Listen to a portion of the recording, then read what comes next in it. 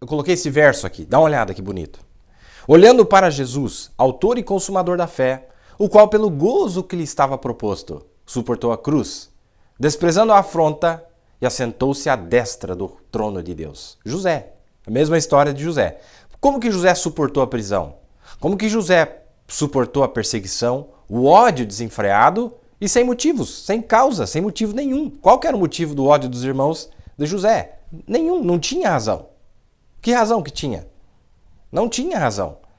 Mas ele, Jesus, que foi o José, o verdadeiro José, o segredo de Jesus é que a visão que ele tinha, Deus mostrou para ele que ele se assentaria no trono de Deus, que seria a própria força, autoridade e poder de Deus. E aquilo, olhar para o foco, para o alvo, lhe dava força para suportar a prisão, para suportar os açoites, para suportar as catarradas e etc. Tudo que Jesus passou. E José fez a mesma coisa. Para que ele pudesse suportar as afrontas, Deus teve que revelar algo para ele. Revelar o trono. Revelar a glória do trono para que ele pudesse aguentar tudo aquilo. Por isso que é importante, meus amados, a glória do trono. Esses últimos 2 anos nós só temos falado da glória do trono. Qual será a glória do trono? E preparar-nos para nos assentar nesse trono. Pois ninguém pode se assentar no trono sem preparação. Sem saber quais são as premissas, sem saber quais são os requerimentos, não é? Para que nós possamos se assentar com ele. Aquele que vencer se assentará comigo, diz a promessa. Então Deus tinha mostrado para José. Dá uma olhada aqui. Sonhou também José um sonho que contou a seus irmãos. Por isso o aborreciam ainda mais. E disse-lhes: ouvi, peço-vos este sonho que tenho sonhado. Eis que estávamos atando molhos no meio do campo, e eis que o meu molho se levantava e também ficava em pé, e eis que os vossos molhos o rodeavam e se inclinavam ao meu molho. Está vendo como Deus mostrou para ele que ele ia reinar sobre os seus irmãos? Então lhe disseram os seus irmãos: tu, pois, deveras reinarás sobre nós? Tu deveras terás domínio sobre nós? Por isso, tanto mais o aborreciam, aqui no inglês é melhor, odiavam. Tanto mais o odiavam por seus sonhos e por suas palavras. E sonhou ainda outro sonho, e contou a seus irmãos, e disse: eis que ainda sonhei um sonho, e eis que o sol e a lua e 11 estrelas se inclinavam a mim. E contando-o a seu pai e a seus irmãos, repreendeu-o seu pai e disse-lhe: que sonho é este que sonhaste? Porventura viremos eu, e tua mãe, e teus irmãos a inclinar-nos perante ti em terra? Seus irmãos, pois, o invejavam. Seu pai, porém, guardava este negócio no seu coração.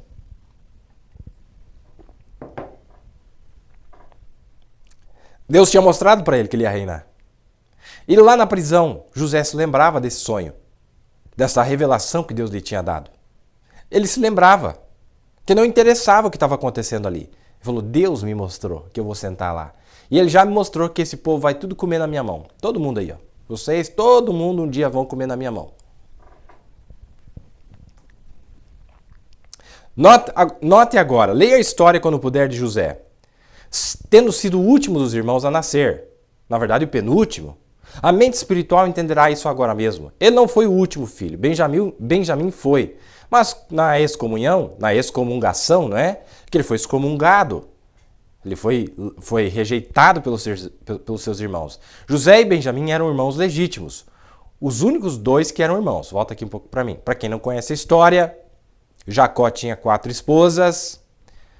Raquel, Leia, Zilpa e Bilá, não é? Então, de Raquel, ele só teve 2 filhos. O primeiro sendo José, e aí José foi vendido para o Egito, e quando ele estava lá no Egito, ela teve outro filho, Benjamim. Então, por isso que o profeta está dizendo, esse aqui é o meu ponto principal desta noite. Este é o meu ponto principal desta noite. Eu teria intitulado esta pregação José e Benjamim. Eu não ia intitular José e Judá, Judéia e Levi, Judéia e Issacar, não. Eu iria intitular José e Benjamim.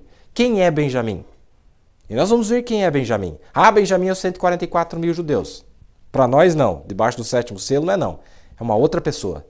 Vamos ver quem ele é, segundo o que o profeta nos ensinou. Eles 2 eram irmãos legítimos. E os 2 únicos que eram irmãos, Benjamim nunca recebeu reconhecimento até que encontrou José. E acima dos demais. Lembra que ele recebeu 5 vezes a mais?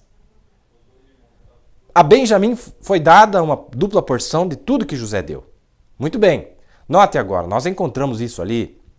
Ele foi tirado de seus irmãos porque ele era espiritual.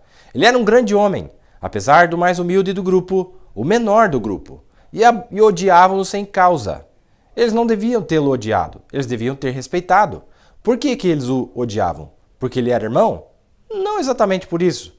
Eles o odiavam porque Deus tratava mais com ele do que tratava com os demais.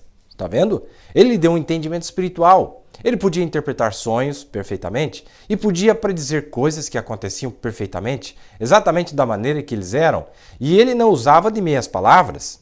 E teve o sonho daqueles moles se inclinando diante dos seus moles, e seus irmãos então se iraram com ele. Disseram: suponho então que tu, pequeno santo rolador, em outras palavras, que teremos de nos inclinar diante de ti algum dia? Vamos dobrar para esse ensino agora? Vamos nos dobrar, não é? Mas foi assim que aconteceu, está vendo? Como que aqueles grandes gigantes chegariam a se inclinar diante daquele companheiro pequeno e insignificante ali de pé? Mas eles fizeram isso, eles sem dúvida o fizeram, e suplicaram por misericórdia.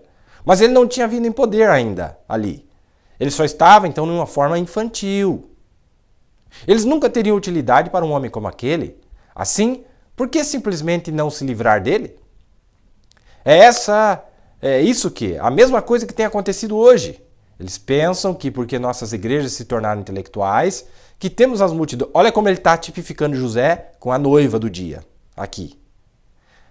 Porque nossas igrejas se tornaram intelectuais, que temos as multidões mais bem vestidas, a maior organização, os ministros mais inteligentes, que não temos utilidade para o Espírito Santo da maneira que ele foi outrora, que eles estão cheios, em outras palavras, ações falam mais alto que palavras, que seus seminários, e eles são o cérebro do seu ser, e sua reunião e discutindo esta coisa, são mais capazes com sua própria mente intelectual de pôr a igreja em ordem melhor do que o Espírito Santo podia fazer. Assim, eles não precisam mais dele.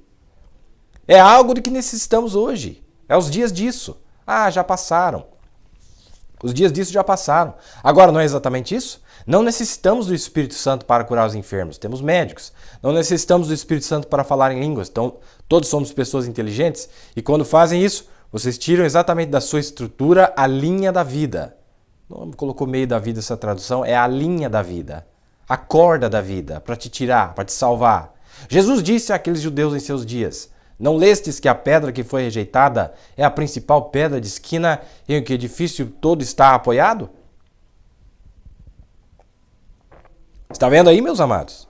O profeta traz para o dia atual. Você está vendo o que as igrejas estão fazendo? Tiraram, lançaram ele para fora. Não foi isso que a era de Laodiceia fez? Vamos ver o que o profeta diz aqui. Essa aqui, irmão, não tem traduzida a era da igreja de Laodiceia pregada no tabernáculo. Presta atenção aqui, ó. Presta atenção no que o profeta vai dizer. E nós vemos esta era da igreja bem dentro disso, falando da era de Laodiceia. E na mesma hora, até mesmo hoje de manhã, ao tipificar as virgens, ele tinha pregado as 10 virgens, 144 mil, na manhã. E à noite ele pregou a era de Laodiceia. Na mesma hora que as virgens nécias. Agora, vocês se lembrem, a Bíblia disse que as virgens nécias, quando o clamor saiu, eis o esposo vindo. A vinda do Senhor, a pregação da palavra. Então o que aconteceu? O tempo está à mão. As bombas atômicas e tudo pronto. Os pregadores correndo pelas ruas e começam a bradar a mensagem. E assim que fizerem, a grande igreja, então, a Virgem Nécia diz: ah, bem, temos sido presbiterianos por um longo tempo, talvez devêssemos estudar e descobrir. Sim, sabem, eu creio que precisamos do Espírito Santo. E eles estão escrevendo folhetos e tudo acerca disso agora, começando. Elas disseram: nos daria um pouco dele a nós? E elas responderam: não, nós só temos suficientes para nós mesmas. Então elas foram para conseguir o Espírito Santo, foram orar, como as igrejas, como as grandes finas igrejas estão fazendo hoje, as organizações. Quando elas foram para obter o óleo, o esposo veio. Então elas estão tentando conseguir ele agora, grandes igrejas, organizações, grandes reuniões internacionais para a bênção pentecostal. Temos que ter curadores divinos na igreja, temos que ter os que falam em línguas, temos que ter os intérpretes de línguas, temos que ter todos esses dons espirituais na igreja. E nós vamos apenas começar reuniões e fazer isto? Eles estão fazendo conselhos, começaram a fazer isto. Enquanto foram fazer isto, é bem nesta hora que o esposo veio e levou aqueles que tinham óleo em suas lâmpadas e se foram. Então eles vieram e o que aconteceu? Foram lançados nas trevas exteriores. Está falando de quem? Das igrejas. Então eles vieram e o que aconteceu? Foram lançados nas trevas exteriores, o período da grande tribulação, onde haverá choro e ranger de dentes enquanto a noiva está no céu. Então, no final daqueles 3 anos e meio, ele virá como José fez e se fará conhecido aos seus irmãos. Vai causar uma lamentação para todo lado. E eles dirão, eles separarão suas famílias e chorarão e dirão, onde recebeste essas feridas? E aqueles que o transpassaram, quem? As denominações, o verão. E ele se fará conhecido a seus irmãos. Agora ele está tentando se fazer conhecido à sua igreja. E eles o empurraram para fora. Ele ainda está de pé batendo, dizendo, tem mais alguém aí? Alguém que abriria e me permitiria entrar e falar comigo? Deixa eu repetir o 295. De quem que ele está falando aqui? É Hermoneville que está manipulando a citação? É Hermoneville que está inventando moda? Leia 295. Ele está falando das igrejas. Ele está falando das igrejas denominacionais. E quando... Olha, irmão, denominacionais, não vou entrar nesse mérito. Quem são os denominacionais? 295. Quando eles rejeitaram, não quiseram, botaram Cristo para fora, no final daqueles 3 anos e meio, ele virá como José e se fará conhecido aos seus irmãos. Vai causar uma lamentação para todo lado. E eles dirão, separarão suas famílias e chorarão e dirão, onde recebeste essas feridas? Tem nada a ver com judeu aqui, tá, meus amigos? Ele não está falando de judeu, ele está falando da era da igreja de Laodiceia. Os judeus ele tinha falado de manhã, no dia 11 de dezembro. À noite do dia 11 de dezembro, ele estava falando da igreja, comparando as virgens sábias, dizendo e comparando com o que fizeram com José. Onde recebeste essas feridas? E aqueles que o transpassaram verão, e ele se fará conhecido a seus irmãos. Agora ele está tentando se fazer conhecido à sua igreja. E eles o empurraram para fora. E ele ainda está de pé batendo, dizendo, tem mais alguém aí? Alguém que abriria e me permitiria entrar e falar contigo? Agora está acontecendo aqui, ó, dia 25 de novembro, dia 26 de novembro de 2019. Está acontecendo esta escritura aqui, ó. Olha o que está acontecendo agora. Olha José tentando se apresentar para seus irmãos como uma bênção para eles. Eis que estou à porta e bato. Se alguém ouvir a minha voz e abrir a porta, entrarei em sua casa e com ele cearei e ele comigo. Ao que vencer, lhe considerei que se assente comigo no meu trono, assim como eu venci e me assentei com meu pai no seu trono. Veja, ele está batendo e ele diz, olha, se vocês me aceitarem, vocês se assentarão comigo no meu trono. Em outras palavras, se os irmãos de José tivessem aceitado a José, eles teriam se assentado no trono do Egito, juntamente com ele. Se eles tivessem ouvido. Contudo, mais tarde você vai ver que ele compartilhou muita coisa com eles. Mesmo que eles não mereciam. Você já deve estar captando, né? Mas eu não quero falar dos irmãos dele.